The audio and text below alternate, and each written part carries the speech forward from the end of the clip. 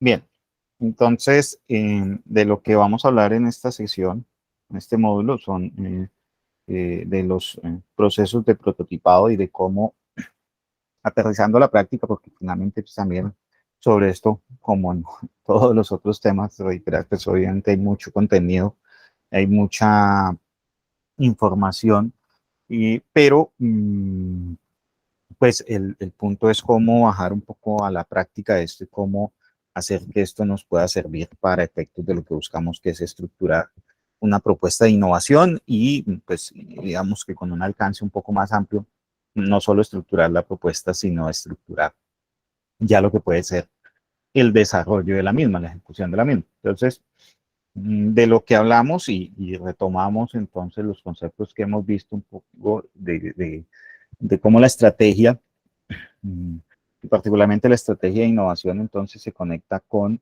una lógica de movernos entre métodos que son sumamente costosos, pero pues que también, digamos, le apuntan a resultados sofisticados, como son los de investigación fuerte. Hablemos de temas, por ejemplo, que son frecuentes en la industria farmacéutica, por ejemplo, desarrollar una nueva vacuna, desarrollar un nuevo medicamento, son temas sumamente costosos.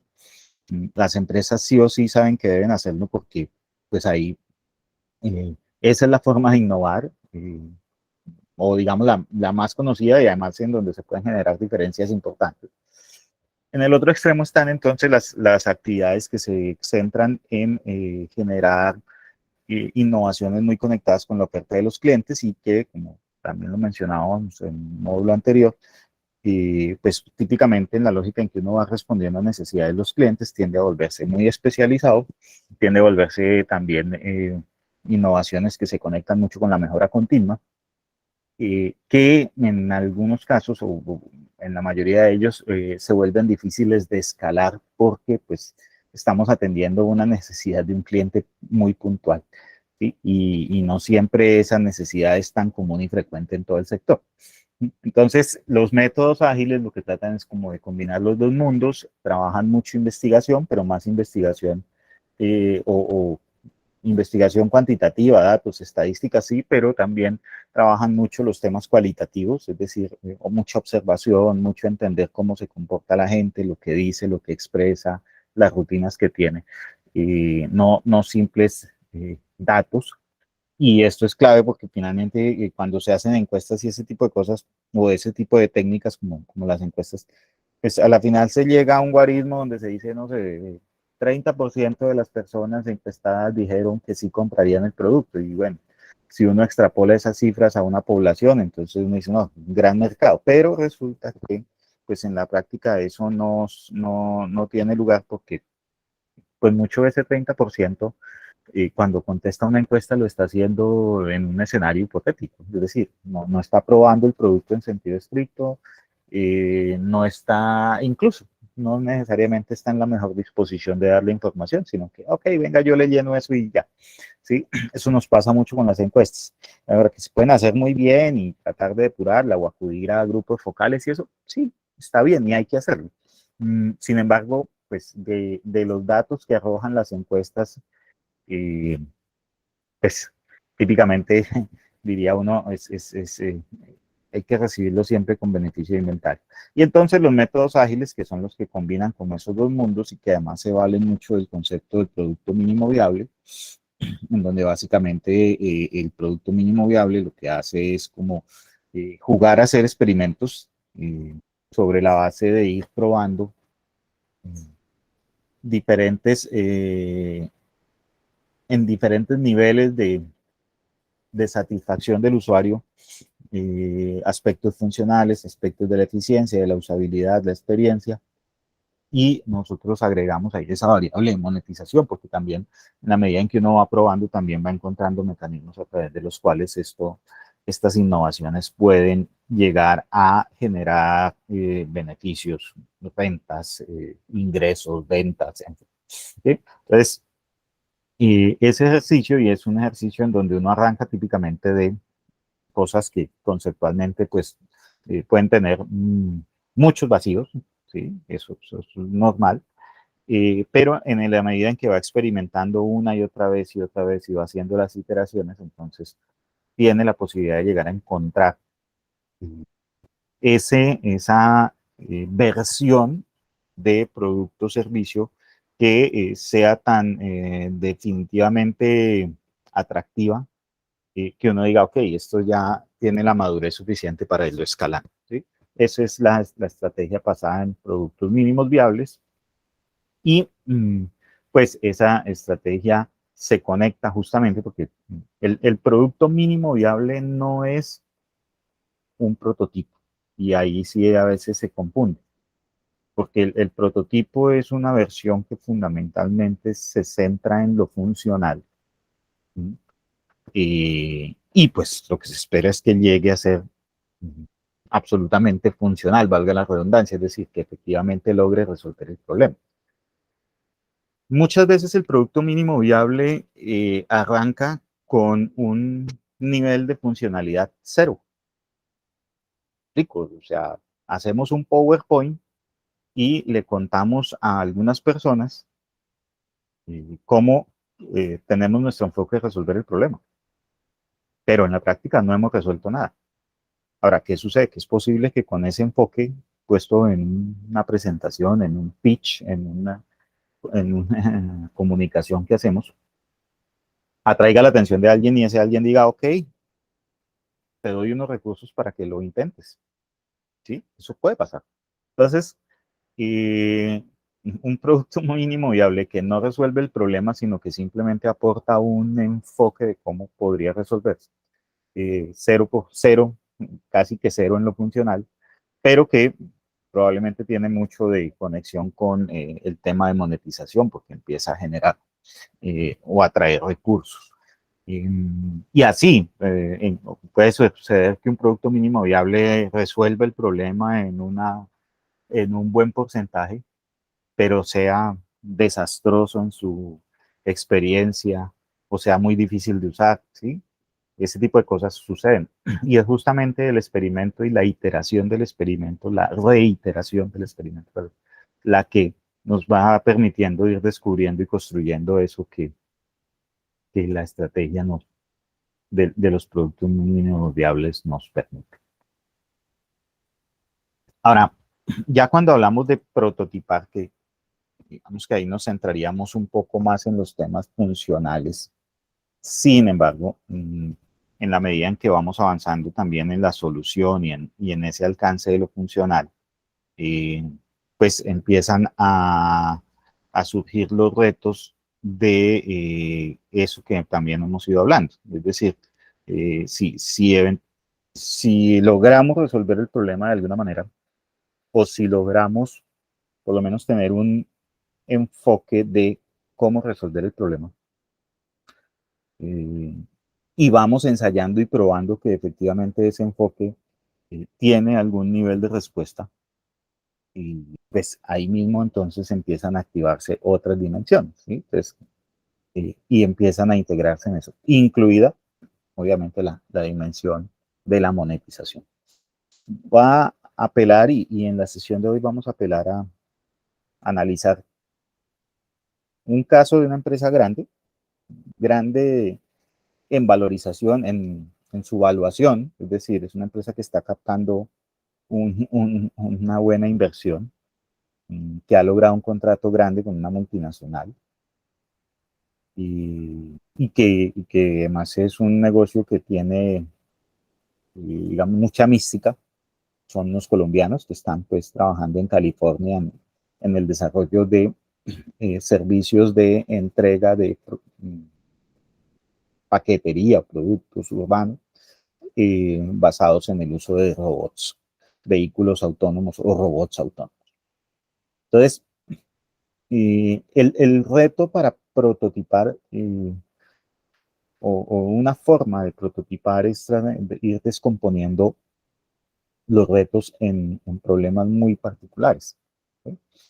Entonces, vamos a ver el caso de KiwiBot a todo lo largo de este esquema conceptual. Entonces, desde la perspectiva de lo funcional, KiwiBots se ubica dentro de un segmento que son los vehículos, ¿sí? Es decir, entender un poco la lógica de los vehículos. Y bueno, y cuando hablamos de vehículos, pues obviamente nos conectamos con una necesidad humana, que es transportar.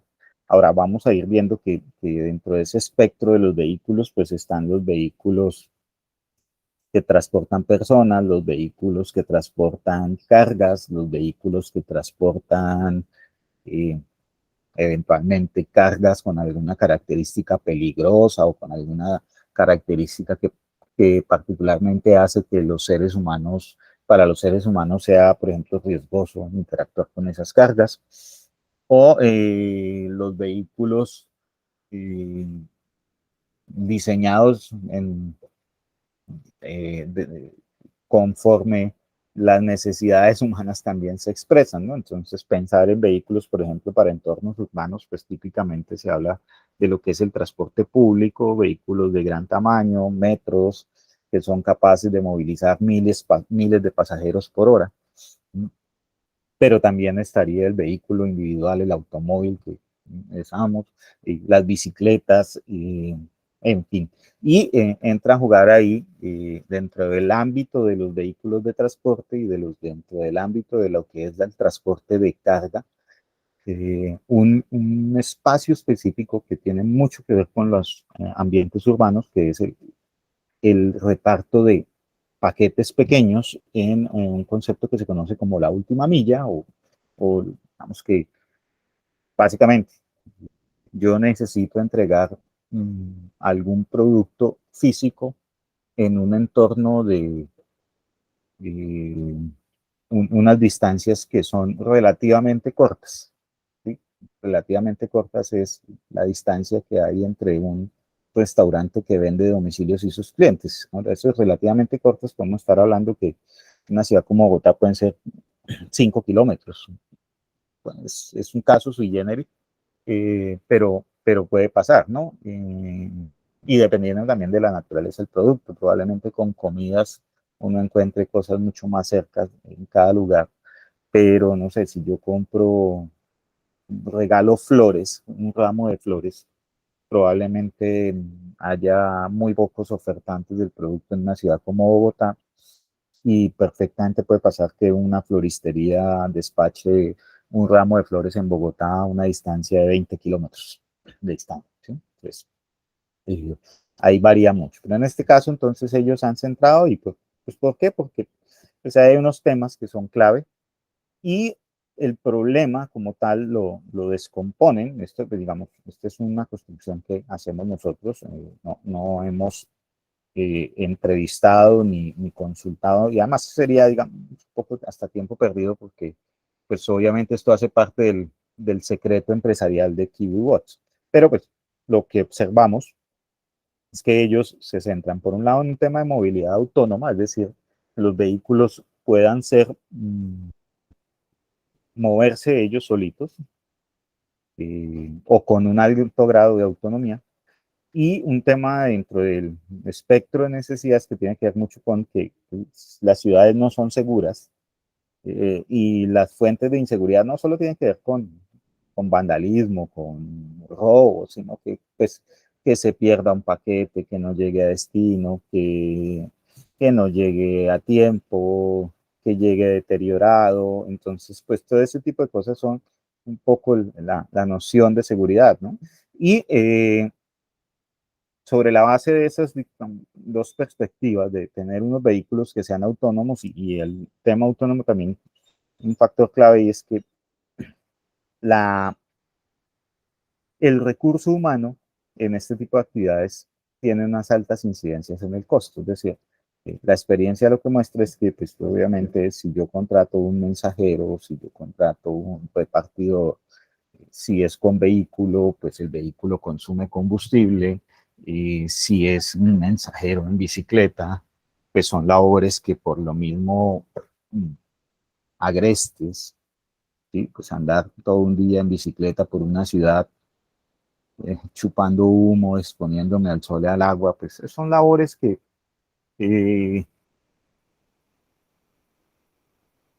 aunque se busca reducir su costo, pues el costo, lo que cobra la persona que haría ese trabajo, tienen una altísima incidencia en todo lo que significa la operación. Además, pues de otros temas ahí que entran a jugar, por ejemplo, el tema de los manejos de explotación laboral y de los temas que significa la formalización laboral y en general toda una serie de situaciones que hacen que, pues de alguna manera, si eventualmente se logra hacer o generar una solución en la cual no existe esa intervención humana, pues es una alternativa, por lo menos. No sé si sea la solución definitiva, pero es una alternativa que se contempla. Entonces, en esa lógica, el aspecto funcional eh, del prototipado, en este caso, eh, pues lo que se observa es que esta empresa lo aborda de esa manera. Y lo que uno diría ahí como áreas de trabajo que en un principio dan fundamento a toda la propuesta es un tema de robótica y un tema de lo que son las tecnologías de posicionamiento satelital, el GPS, que eso tiene un desarrollo mucho más complejo, ¿sí? No es solo el GPS, sino que son los sistemas de información geográfica, son las herramientas informáticas que integran el GPS con todo un tema de manejo de información y toma de decisiones. Pero en principio, si yo descompolgo el problema y planteo de forma muy simple que el primer reto o el reto funcional que tiene, y en este caso no serían los robots, sino cualquier prestador de servicios asociado a reparto urbano de paquetes pequeños en ese escenario de la última milla, pues el reto que tiene digamos, cualquiera que esté metida en eso es hacer llegar un paquete desde un origen a un destino, hacerlo llegar en condiciones de seguridad, de oportunidad, de calidad del servicio, entendida como pues que el paquete llegue en buen estado. Y aquí vamos a ver pues que bueno, o sea, que puede significar eso. Pues pensemos que si soy un restaurante que vende sopas y alguien quiere comprarme una sopa y que se la despache a domicilio, pues lo que esa persona espera es que la sopa le llegue completa, no que le llegue la vasija regada. eh, y probablemente si la sopa va acompañada de otras comidas y se riega, entonces no solo se malogra la sopa, sino que se malogra toda la entrega. Si yo soy una persona que eventualmente necesito entregar correspondencia que tenga algún carácter, por ejemplo, no sé, cartas que yo deba certificar que efectivamente la persona las recibió. Entonces, pues entramos a mirar ahí que la evidencia, por ejemplo, ¿no? Entonces, lo que podríamos llamar el correo certificado, ¿cierto? Que la clave del correo certificado es que le toman a usted la firma y le dicen, ok, usted sí efectivamente recibió esta comunicación, este mensaje, pues más o menos puede ser algo similar en este caso, o podrían darse ese tipo de variables. Y bueno, ahí entraríamos a jugar ya, digamos, con unas especificaciones, pero, digamos, en general yo puedo descomponer en un primer momento mi ejercicio diciendo, mire, mi reto en la lógica de prototipar es que exista un artefacto que sea capaz de llevar un objeto de un origen a un destino. Y pues ese origen y ese destino estando dentro de una ciudad, pues son un conjunto de coordenadas. Entonces la dirección de la casa de cada una de las personas que viven en una ciudad es una coordenada que indica calle con carrera y número de una placa, o incluso si tiene apartamento, pues son pues, coordenadas espaciales, ¿no? Pues, calle quinta con carrera octava, piso 3, me está indicando tres dimensiones de una coordenada en tres dimensiones.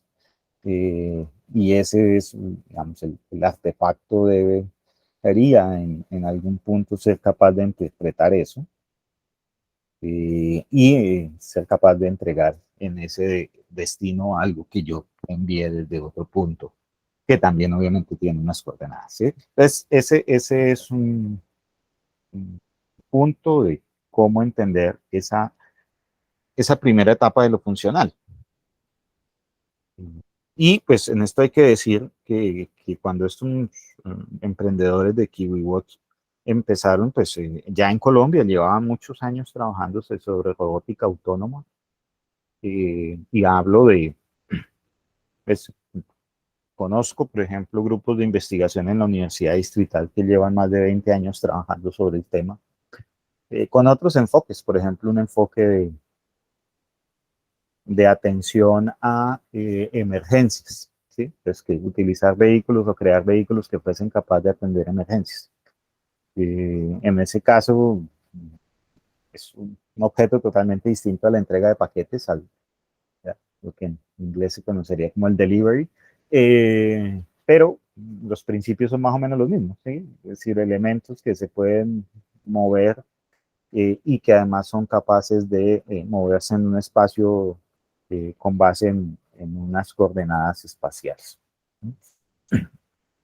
Entonces, hacer eso, es decir, hacer un robot que fuera capaz de ir desde un origen a un destino, era un reto funcional. Y, y lograrlo, pues, obviamente. Pues, habría algunos matices sobre eso, es decir, si le digo que lleva, por lo menos en el país, hay gente trabajando en esto hace más de 20 años, pues lo que hay es también lo que se conoce como un estado del arte, es decir, un conocimiento disponible bastante amplio de estos temas. Ahora, cuando empiezo a mirar ya en específico lo que sucede con esa entrega de paquetes, pues resulta que entregar ir de un origen a un destino es muy básico.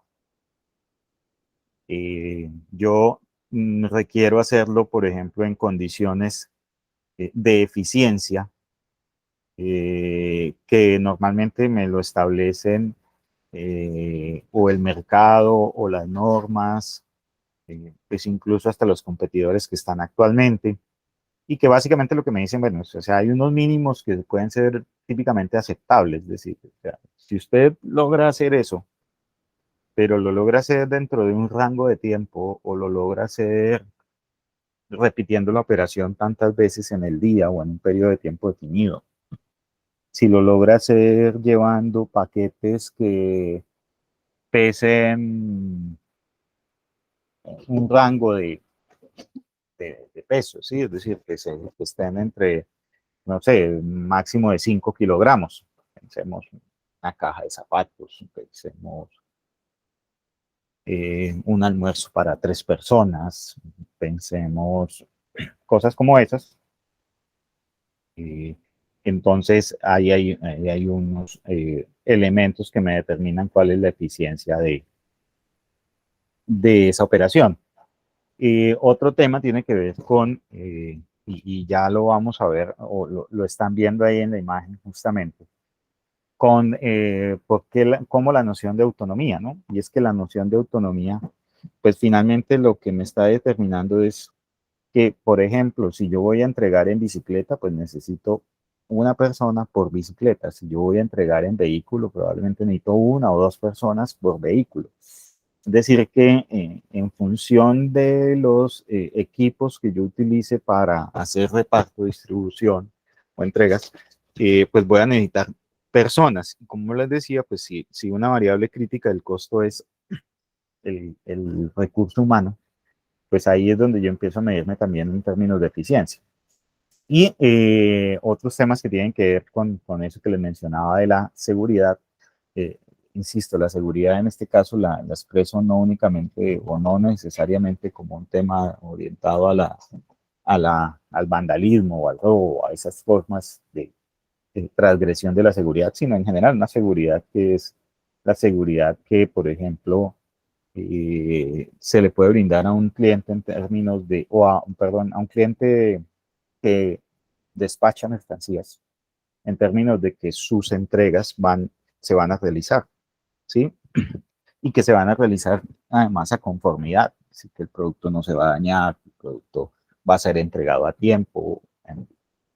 Y entonces ahí empezamos a mirar que justamente lo que se incorpora, por ejemplo, otro tipo de tecnologías que tienen que ver con lo que es la inteligencia artificial, porque pues básicamente lo que permite que exista autonomía es que las máquinas sean capaces de leer lo que hay en su entorno, procesarlo y generar una respuesta.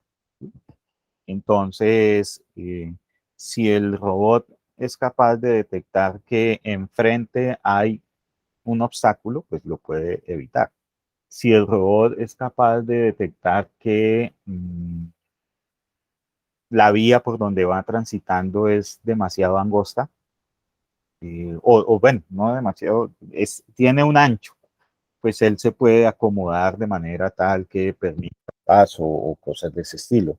Entonces, ahí entra a jugar justamente los diferentes tecnologías asociadas a lo que significa la inteligencia artificial, y podrían haber ahí otros elementos, obviamente cámaras, eh, procesamiento de señales, telecomunicaciones.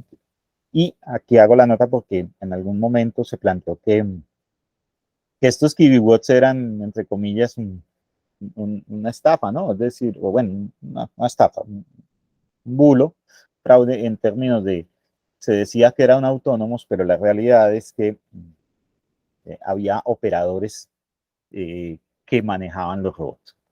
Y pues ahí hay como también muy importante justamente entender esos temas conceptuales y diferenciales. Y decir, ok, no, mire, pues, si yo tengo 50 robots que son operados por 5 personas, ya gané en autonomía. ¿Sí? Es decir, eh, de alguna manera ya no necesito 50 operadores por vehículo, sino que necesito uno de cada 10. Pues el cuento aquí es que de todos modos no es tan como que, ok, le voy a dar 10 controles a una persona para que los maneje. No, el tema es que justamente con las tecnologías que se van implementando, puede haber una supervisión, pero buena parte de las tareas el robot las ejecuta de manera autónoma. ¿Sí? Entonces ahí, por ejemplo, la inteligencia artificial se volvió, insisto, porque no estoy planteando, sino que al contrario, estoy luego de leer la información y lo que entiendo es que efectivamente el sueño de que el robot ande él solito y piense solito y tome decisiones solito, pues eso al nivel de desarrollo de la tecnología actual todavía le falta, hay una brecha. ¿Sí? Digamos, pretender que vamos a tener Artuditus de la Guerra de las Galaxias andando por las ciudades que son totalmente autónomos, todavía se demora un poco, pero sí es posible ir incorporando niveles de autonomía que hagan que esto sea eficiente. Ahora, cuando pensamos en el uso, entonces aquí la apuesta de la empresa fue por buscar un entorno en donde hubiesen usuarios que tuviesen esa disposición a, a probar el producto. Y eso es un tema clave, pues porque de todos modos, aunque aquí hay un trabajo de investigación fuerte y sobre todo desarrollo tecnológico fuerte que vale dinero, eh, todo eso sin hacerlo de la mano de la perspectiva de los usuarios hubiera sido un gran fracaso. Y de hecho ya han habido muchas experiencias que han mostrado eso. Se gastan millones de dólares tratando de hacer cosas que en el laboratorio suenan muy bien, pero que en la vida real no funcionan. Entonces, ese trabajo, ahora, ¿dónde consigues usuarios que estén dispuestos a probar cosas como estas? Pues no es fácil, ¿sí? Si tú le dices a los usuarios de Servientrega, mira, es que ahora vamos a entregar paquetes con robots. Probablemente muchos clientes digan, no, no, no, no, yo no, no, a mí mándeme un mensajero y que entre, ¿sí? Es más, si dices, vamos a hacer esto en Bogotá, pues inmediatamente alguien dirá, eso al tercer día ya se han robado el robot, o ya no existe, o lo han destruido, lo han vandalizado, en fin. Y sin decir que pues que otros países, el cuento de que son más desarrollados en eso, pero sí hay unas realidades, y es que unas realidades que tienen que ver con el uso de las tecnologías y qué tan dispuesto está la gente a cambiar el chip. Y pues en caso como las universidades de Estados Unidos y particularmente las universidades que están en California, pues allá no hay que cambiar el chip, allá el chip ya está incorporado y que todo este tipo de iniciativas tienen espacio. Entonces, claro, el escenario de las universidades para probar este tipo de cosas con los universitarios, que además se da allá, es decir, que los estudiantes universitarios viven dentro de la universidad, pues que no es, por ejemplo, en Colombia no sucede. ¿Sí? En otros lugares del mundo puede que haya residencias universitarias, pero incluso los comportamientos son bien distintos. Entonces, ese es, y obviamente, pues estar allá con clientes que fueran sensibles y además que de alguna manera expresasen necesidades que tuvieran sentido para esas entregas. Es decir, así que vamos a probar esta tecnología, chévere, pero pues, probar la tecnología es una cosa, resolver el problema es algo distinto. Entonces, por ejemplo, en el ambiente universitario, y eso sí no es solo de Estados Unidos, aquí también, y ha habido experiencias en Colombia que no usan robot, pero que sí apelan a cosas que son del comportamiento, ¿no? Entonces, tus dándole, estudiando, trabajando en algún proyecto, en alguna cosa que tienes que hacer, una tarea, pues no tienes tiempo de ponerte a cocinar, no quieres ir tampoco a un restaurante porque ir a un restaurante implica dedicar mucho tiempo, estás, mañana hay que entregarle la tarea al profesor, entonces pues fácil que te envíen la comida. ¿Sí? Entonces, ese tipo de cosas, pedir una comida y recibirla a tiempo, o las formas de trabajo, ¿no? Entonces, trabajas en una empresa desarrolladora de software, o trabajas en una empresa que tenga algunas características de eso, entonces el domicilio se usa muchísimo para efectos de pues, suplir la necesidad básica de alimentarse. ¿Sí? Entonces, aquí tenemos una necesidad conexa que es las entregas, pero las entregas de qué? Y las entregas en este caso de elementos como la comida en un ambiente como este. ¿Sí? Entonces, podrían ser otros temas, ¿no? O sea, me entregas, no sé, alguien me prestó un libro y quiero devolverlo. O, o tengo que ir a una biblioteca a sacar un libro, aunque eso pues vemos que cada vez puede ser menos frecuente, ¿sí? La digitalización. Pero bueno, puede que haya una cosa de ese estilo y entonces el robot también puede ejecutar tareas como es. Y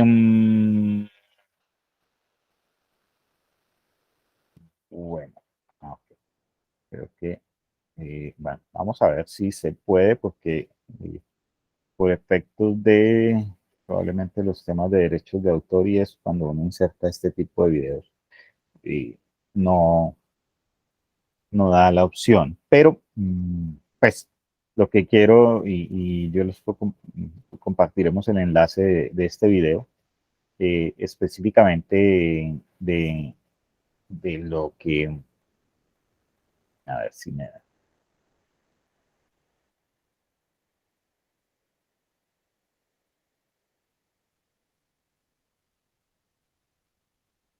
Mm, en el video lo que muestra es el lanzamiento de la última versión de robot que KiwiBot creó. Y en este caso muestra pues una serie de mejoras y hacen mucho énfasis la empresa en que han ido incorporando ponerle una cara amable al robot.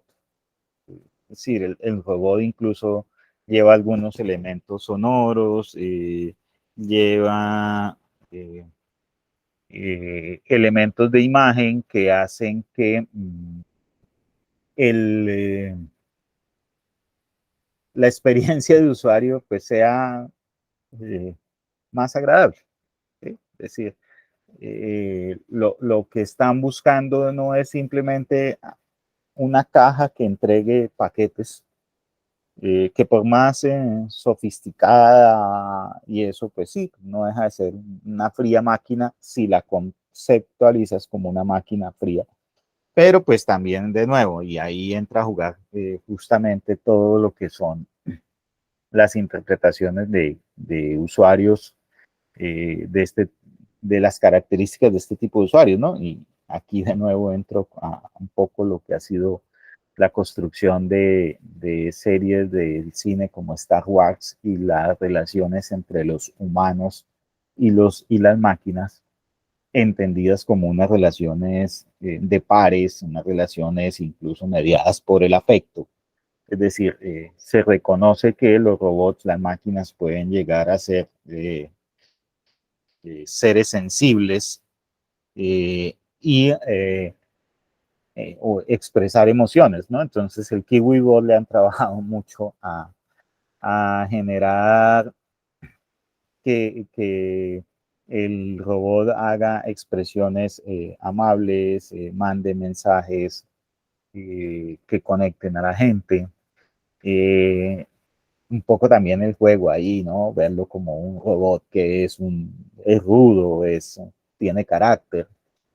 Y pues ese tipo de cosas, ahí de nuevo empieza a jugar todas unas nociones del diseño y del diseño de esa interacción,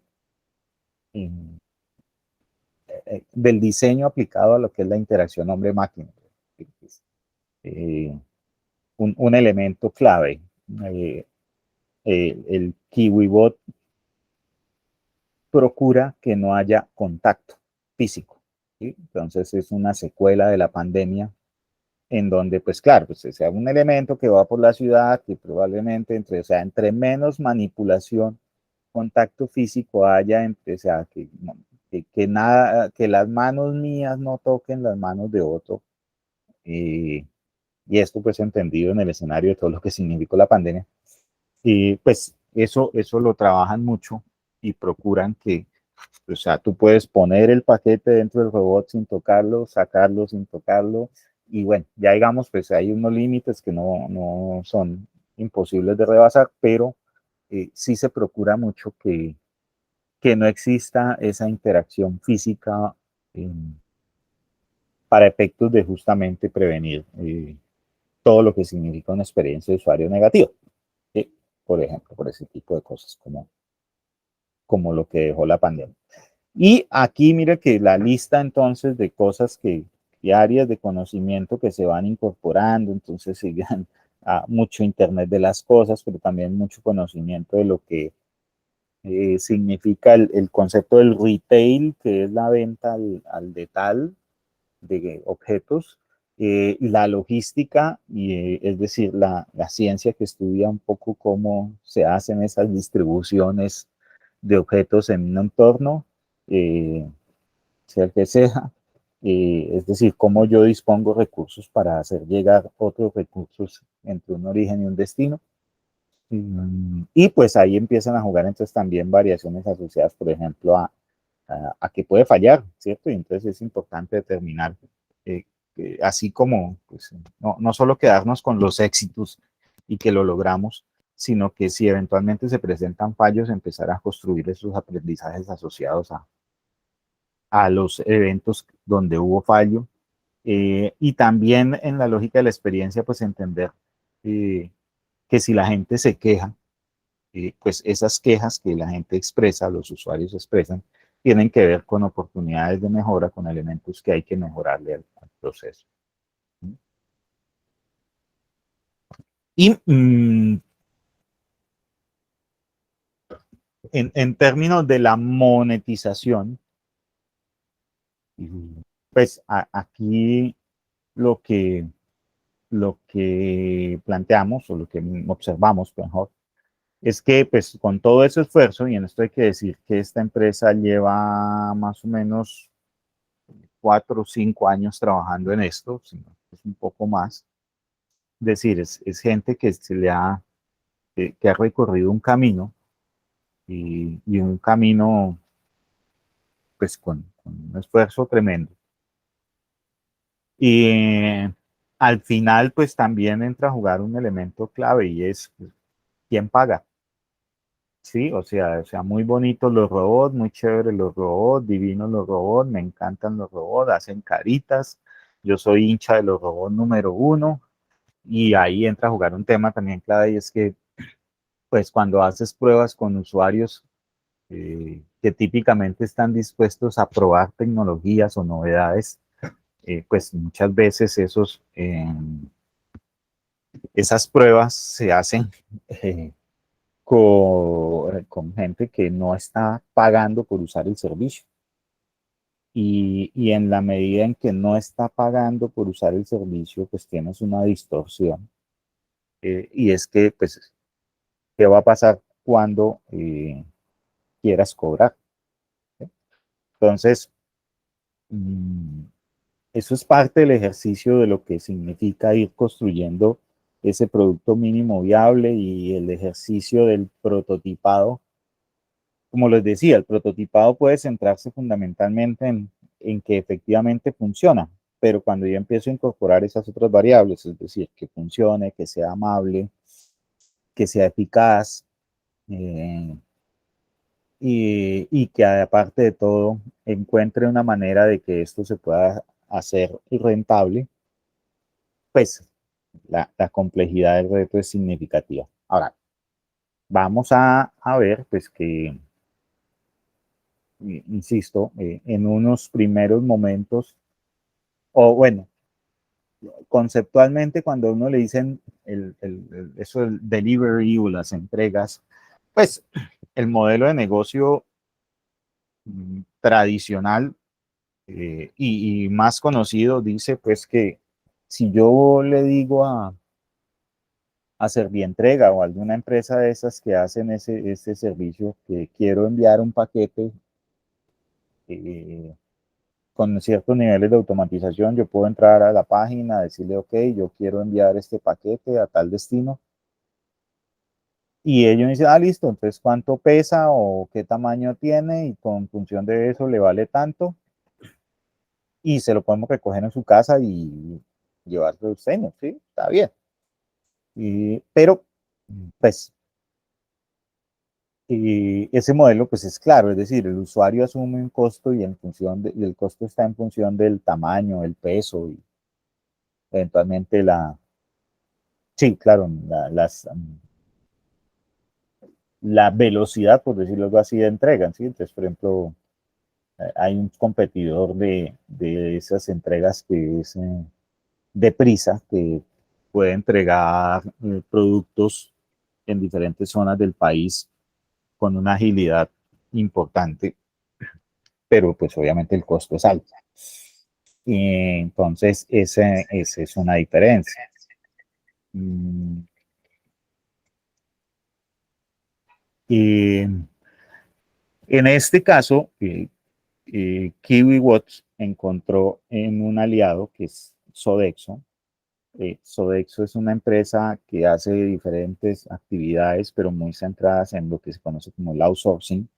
Y una de esas que hace es, por ejemplo, la operación de restaurantes, cocinas institucionales, de empresas, y bueno, por diversas situaciones, la operación, por ejemplo, de los restaurantes escolares y cosas de ese estilo. Por diversas razones, entonces, esta empresa encontró en KiwiWatch una oferta de valor y pues Sodexo ya los contrató. Entonces, aquí, digamos que todo este ejercicio también lo que sirvió es para mostrar que la construcción de o el desarrollo de estos ejercicios de prototipado y producto mínimo viable, pues por el camino permitió encontrar ese cliente, podríamos llamar el cliente inicial, que ha permitido que esta empresa pues despegue y hoy por hoy pues se perfila como una empresa que tiene unas capacidades interesantes. ¿Sí?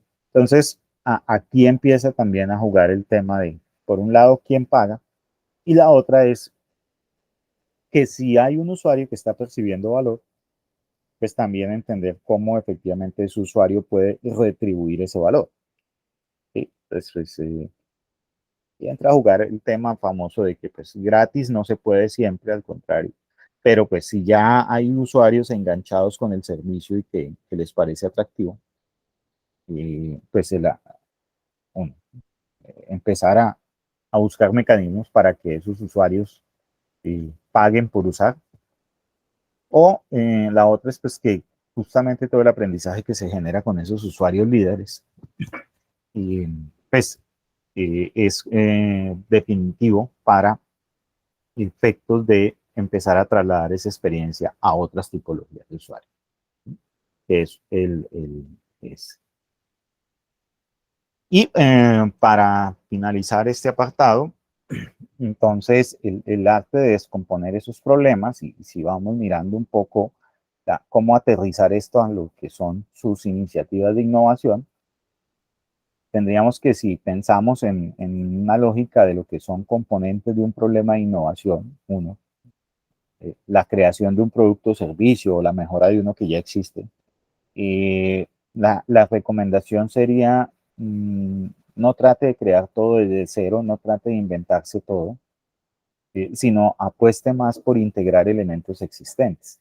¿Sí? Pues uno dice, KiwiBot tiene creaciones, sí, cosas muy interesantes, pero a la final está construido sobre la base de un conocimiento que existe y que además es global, ¿no? Es decir, en el video de KiwiBot incluso también se observa cómo se han sumado empresas proveedoras de tecnología de diversa índole a echarles una mano con el tema de cómo eso que ellos están desarrollando avanza y cómo efectivamente entonces para procesamiento de las señales, para la robótica, para A, B, C, D, actividades, ellos lo que hacen es integrar lo que ya otras empresas incluso han creado. ¿Sí? Entonces ese es un tema. Las palabras claves ahí que son importantes para que las tengan presente: software libre, hardware libre, acceso abierto, open access, porque son además mecanismos a través de los cuales las empresas pueden apalancar mucho sin tener que hacer inversiones gigantescas. En el tema de las funciones extendidas, pues entonces también el tema de cómo las tecnologías digitales pueden enriquecer la propuesta de valor, es decir, yo hago que el robot funcione, pero cómo logro que funcione y que efectivamente yo pueda saber ubicaciones, que yo pueda verificar que la persona recibió, que yo pueda asegurar que los paquetes lleguen en buen estado, ¿no? Entonces, por ejemplo, hay unos temas de con inteligencia artificial controlar los movimientos del vehículo para evitar movimientos bruscos, ¿sí? Pues ese tipo de cosas empiezan a volverse. Muy importante ahí como temas las plataformas de redes sociales, que son pues lo que conocemos, Facebook, Instagram, todo ese tipo de cosas son claves para las funciones extendidas. La noción de comunidades, que es un poco más sofisticada y es gente que está conectada con mi propuesta a través de cualquier medio. Las nociones del PROAM, los usuarios líderes, los voluntarios, que ya los hemos explicado en otro apartado. Muy importante ser capaces de tener algunas capacidades propias, es decir, si yo voy a integrar cosas que otros hacen, algún elemento diferenciador tengo que tener para poder integrar, para poder primero integrar y sobre todo para saber que lo que estoy integrando va para algún lado. ¿Sí? Los que venden tecnología, pues su negocio es ofrecerme cosas y ellos felices de que yo les compre, pero pues lo que yo tengo que saber es que eso que yo compro efectivamente lo puedo poner en valor. Eso. Y pues ahí hay temas. Clave, contrate conocimiento, o sea, no se restrinja a creer, primero, a tratar de aprenderlo todo usted. Es preferible contratar gente que sepa, ya sea como empleados, consultores, asesores, mentores, en fin, trabaje en alianzas. Y el tema de, pues obviamente hay que aprender, o sea, eso no se innova tomando distancia del conocimiento, sino que hay es que involucrarse, soltarse las manos. Dentro de las palabras claves hay un tema que se llama las herramientas no code o no code, que significa que hay mucho tema digital que ya no implica saber programar, que esa es como una de esas barreras duras que la gente dice, uy, no, pero es que eso está bien, pero como yo no sé hacer código, no sé hacer software, y el ingeniero me cobra caro, y resulta que hay muchas cosas que ya se puede hacer sin que usted sepa nada de programación. Pues también es buenísimo porque usted puede construir mucho prototipaje, por lo menos en versiones iniciales. Puede que ya cuando tenga muchos usuarios y eso, pues tenga un desarrollo, necesite un desarrollo profesional, pero en principio usted puede hacer muchas cosas y las puede hacer sin tener conocimientos específicos de programación. Y tener acuerdos de transferencia de conocimiento y ser capaz de reconocer esos objetos de conocimiento entre procesos. Los objetos, me explico, son como esas unidades específicas diferenciadas que yo puedo decir dentro de mi proceso de innovación, esta tecnología, este artefacto, este diseño, estos planos de la máquina, estos eh, códigos fuente del software, todos esos elementos son clave y es muy importante reconocer. Y finalmente el tema de pues, conseguir recursos, porque pues, ya, los recursos son escasos. Pero pues un mensaje, y esto lo repetimos siempre, y es que la plata, y por ejemplo en estos esquemas con programas de fomento como los que están, la gente dice, no, es que si no tengo plata, si no me financian, no hago nada. O sea, si esa es su visión, está en el lugar equivocado.